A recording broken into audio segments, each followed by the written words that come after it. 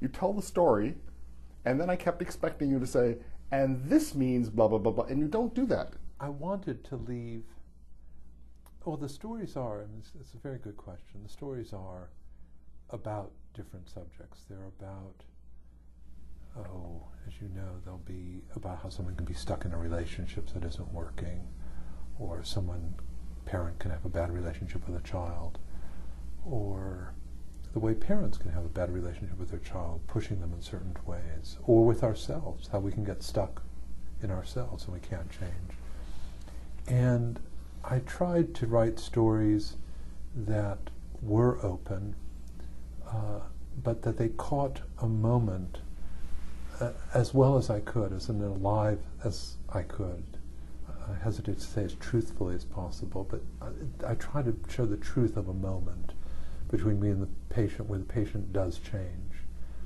And so ultimately the book, I think, is about that. It's about whether we can change and how we can change, and our resistances to change. So great quote about change at the very beginning of the book. The woman who says, I want to change, but not if it means changing. Yeah. Which we've all felt. We've all felt that. And I think, and that's true.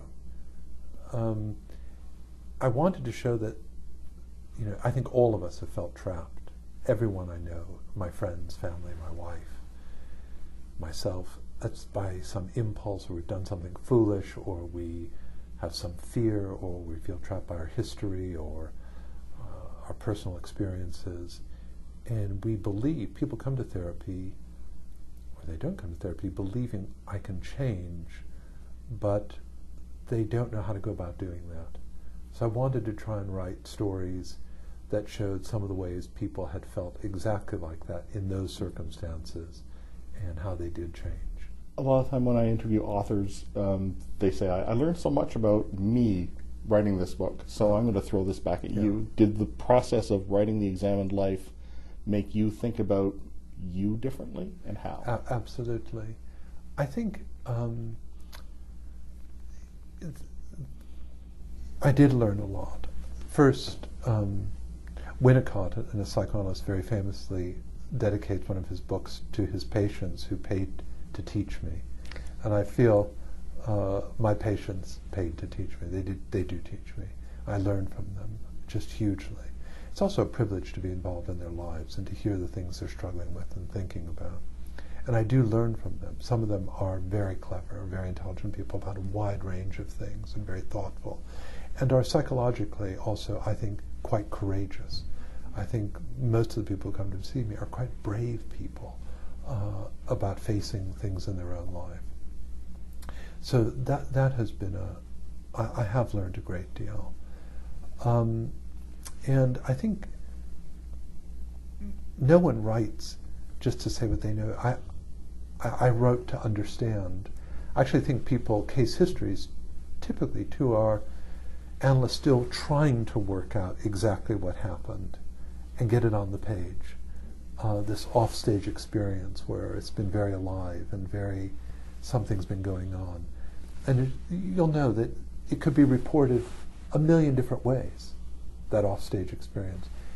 And I come on and try and write about it in one way that I think is, to the core of the thing which I wanted to describe, that I've learned often from that experience. So the book is, these 31 stories, but they really are things which I have learned from my experiences with patients. I would guess that there's something else that you would like to do, maybe even fiction. I love writing these stories, these kinds of stories. Some perhaps less in the room.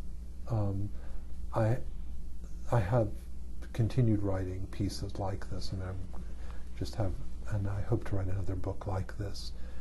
Part of it is your first question. I'm 60 years old, and it's my first book. My mom died at 64. My father had 2 heart attacks by my age. I'm an older dad. I have a 10-year-old daughter and a 7-year-old son. And so I wanted to get these things down. I think there's something about loss and fatherhood and age where I wanted to get these things down on paper. And I sort of feel there's more I want to keep putting down on paper too about these things. Not just the specific stories, which I think are about specific issues, but I hope the book as a whole gives a picture of something you may have gotten in your therapy, but a kind of way of thinking, that there's a different way of thinking that a lot of people don't know about. And I wanted to try and give a picture of that. I wanted to give that picture to my children. Say they pick up the book when they're 18 or 16, 17, 18, they read it then. I wanted them to pick it up and see, oh, this is what my dad thought, or how he thought about things. Or always have that to go back to as a way of, oh yeah, okay, so this is how he thought about the world. And I want to continue putting that kind of way of thinking down on the page. Well done. Thank you. The book is The Examined Life, How We Lose and Find Ourselves. I'm speaking with the author Stephen Grosz and The Examined Life, published by Random House of Canada.